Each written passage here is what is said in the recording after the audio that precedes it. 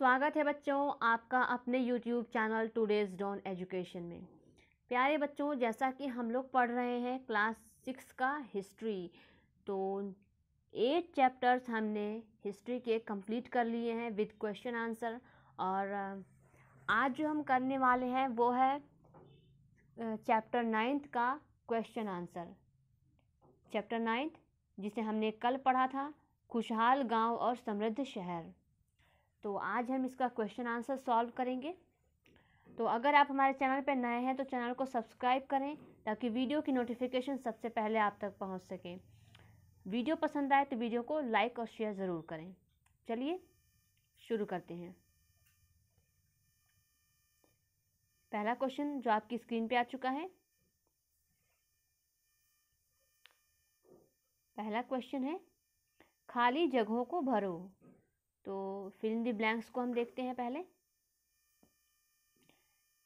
तमिल में बड़े भूस्वामी को डैश कहते हैं। तो क्या कहते हैं? तो इसे कहा जाता है वेलल्ला। क्या कहा जाता है? वेलल्ला।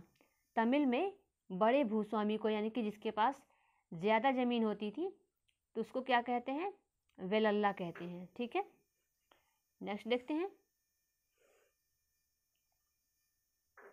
ग्राम भोजकों की ज़मीन पर प्रायः डैश द्वारा खेती की जाती थी। तो वो कौन है? इसका सही आंसर है दास और मजदूर।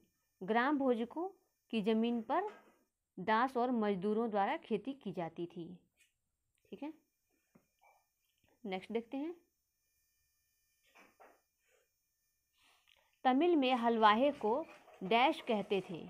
तो क्या कहते थे? तो इसका सही आंसर है उड़वार। यहाँ पे फिल होगा उड़वार। तमिल में हलवाहे को उड़वार कहा जाता था। नेक्स्ट क्वेश्चन देखते हैं।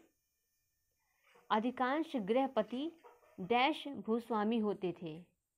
तो इसमें फिल होगा छोटे। अधिकांश गृहपति जो होते थे वो छोटे भूस्वामी होते थे, यानी छोटी ज़मीन के मालिक होते थे, थोड़ी सी ज़मीन के। आगे देखते हैं। क्वेश्चन आपकी स्क्रीन पे है।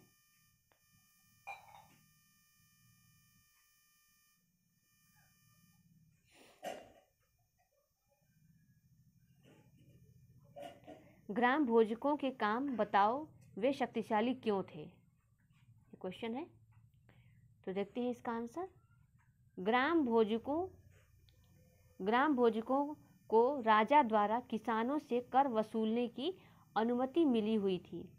उन्हें कभी कभी न्यायाधीश की जिम्मेदारी संभालनी पड़ती थी, साथ ही कभी पुलिस का काम भी करना पड़ता था।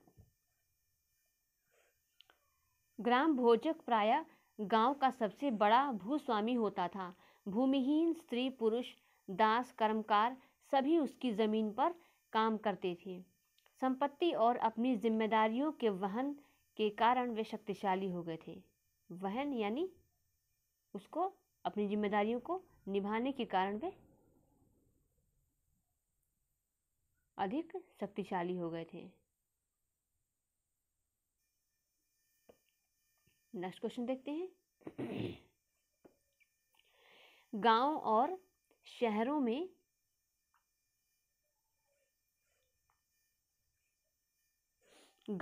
शहरों में रहने वाले शिल्पकारों की सूची बनाओ।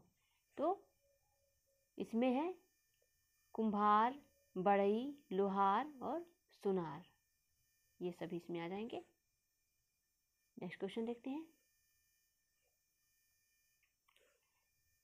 अगला क्वेश्चन है हमारा, सही जवाब ढूंढो। तो वलय कूप का उपयोग, तो इसका उपयोग बताना है हमें। तो इसका किस में उपयोग होता था वलय कूप का? तो देखते हैं। तो इसका ये वाला आंसर सही होगा।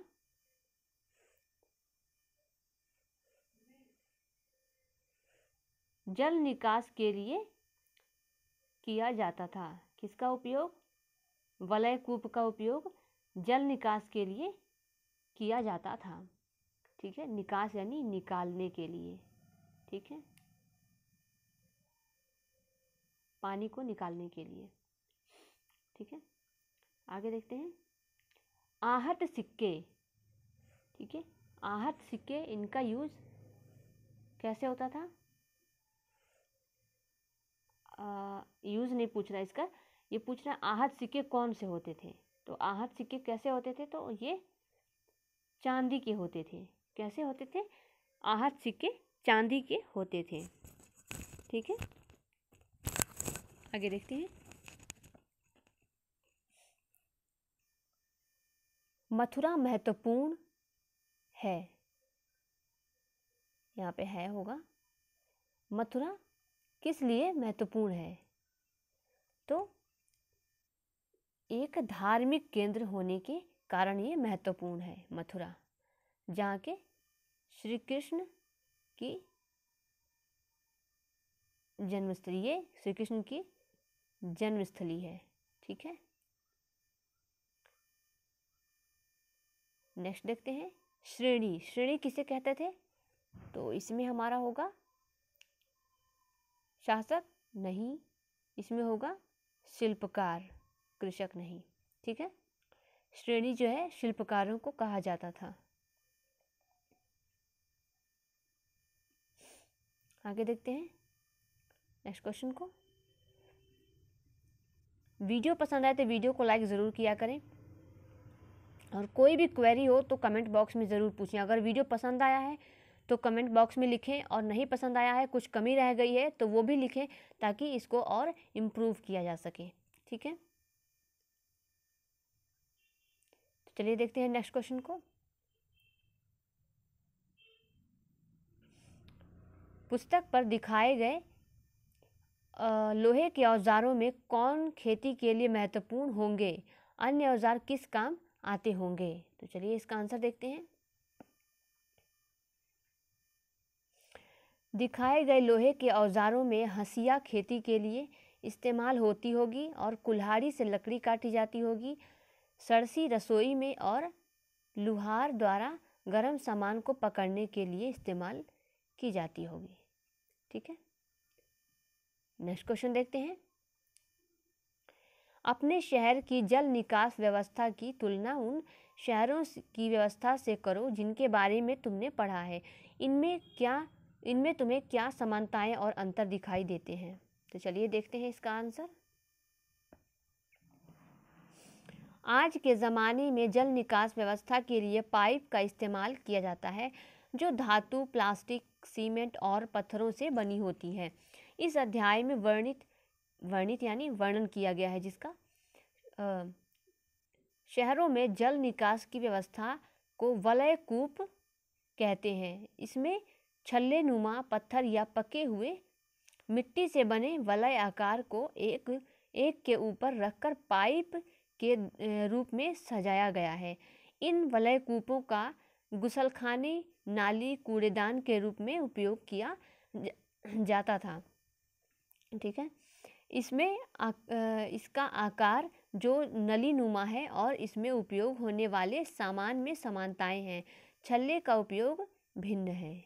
ठीक है, तो आइए कुछ एक्स्ट्रा क्वेश्चंस लेके आए हैं तो उसको देख लेते हैं, जो आपके एग्ज़ाम में आ सकता है, पूछे जा सकते हैं ये प्रश्न। तो आइए चलिए इनको सॉल्व कर लेते हैं। लोहे का उपयोग इस महाद्वीप में कब शुरू हुआ? तो इसका आंसर है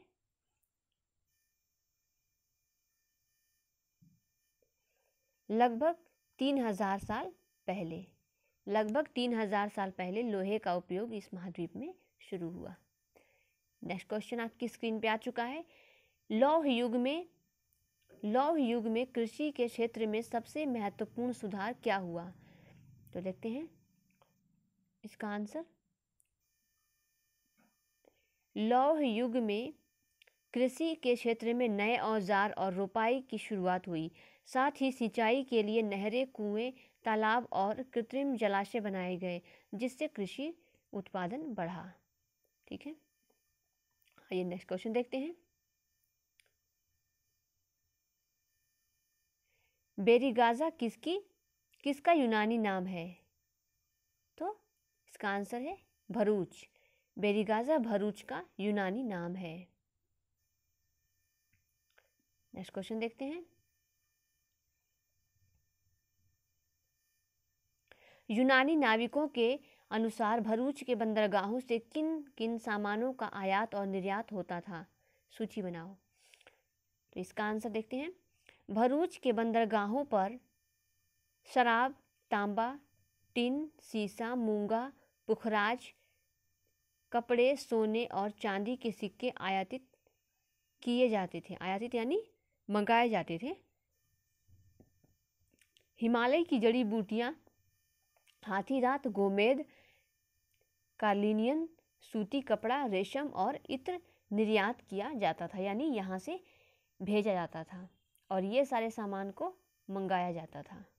ठीक है, आई एम श्योर आपको समझ में आ रहा होगा। चलिए नेक्स्ट क्वेश्चन को देखते हैं। आहत सिक्का किसे कहते हैं? आहत सिक्का किसे कहते हैं? इसका आंसर देखते हैं। सिक्के धातु से बनाए जाते थे। सिक्के धातुओं से बनाए जाते थे। ज़्यादातर सिक्के सोने और चांदी की चादरों पर ठप्पों से विभिन्न आकृतियों को आहत कर बनाए जाते थे। आहत यानी उसको हथौड़े से पीट कर या किसी अन्य वस्तु से उसको पीट करके बनाया जाता था, इसलिए इसे आहत सिक्का कहा जाता है। ठीक है, नेक्स्ट क्वेश्चन देखते हैं। संगम साहित्य के अनुसार उस समय विनिमय के अन्य साधन क्या थे? तो इसका आंसर है नमक। नमक इसका सही आंसर है। नेक्स्ट क्वेश्चन है हमारा, उन नगरों के बारे में बताओ जहां उस समय के धार्मिक केंद्र थे। इसका आंसर देखते हैं। मथुरा उस समय का एक महत्वपूर्ण नगर था। नगर के चारों ओर किलेबंदी की गई थी। इसमें अनेक मंदिर थे। यह कृष्ण भक्ति का महत्वपूर्ण केंद्र था। यहाँ बौद्ध विहार और जैन मंदिर हैं। मथुरा में बेहतरीन मूर्तियाँ बनाई जाती थीं। ठीक है, ये इसका आंसर है। नेक्स्ट क्वेश्चन को देखते हैं। श्रेणी किसे कहते थे? इसका क्या काम था? इसका आंसर देखते हैं। शिल्पकारों और व्यापारियों के संघ को श्रेणी कहते थे। शिल्पकारों की श्रेणियों का काम प्रशिक्षण देना, कच्चा माल उपलब्ध कराना और तैयार माल का वितरण करना था। व्यापारियों की श्रेणियों का काम बैंकों के रूप में काम करना और व्यापार को सुचारू रूप से चलाना था। ठीक है, नेक्स्ट क्वेश्चन पे चलते हैं। रोम का रंग महल एम्फी थिएटर किसने और कब बनवाया? इसका आंसर है रोम का रंग महल ऑगस्टस ने 2000 साल पहले बनवाया था। किसने? ऑगस्टस ने 2000 साल पहले बनवाया था। तो आई एम श्योर ये वीडियो आपको बहुत पसंद आया होगा। यहीं पे होता है इस टॉपिक का दिन। तो वीडियो पसंद आए तो लाइक करें, शेयर करें और चैनल को सब्सक्राइब करना बिल्कुल ना भूलें। इससे रिलेटेड और वीडियोस पाने के लिए आप जो हमारे चैनल की प्लेलिस्ट में जा कर के आप देख सकते हैं। सभी चैप्टर्स के क्वेश्चन आंसर सॉल्व कराए गए हैं, तो वहाँ से आप उसको देख सकते हैं। तो दोस्तों फिर मिलते हैं एक नए वीडियो में एक नए टॉपिक के साथ। तब तक के लिए कीप लर्निंग, बी कनेक्टेड और देखते रहिए टुडेज डॉन एजुकेशन।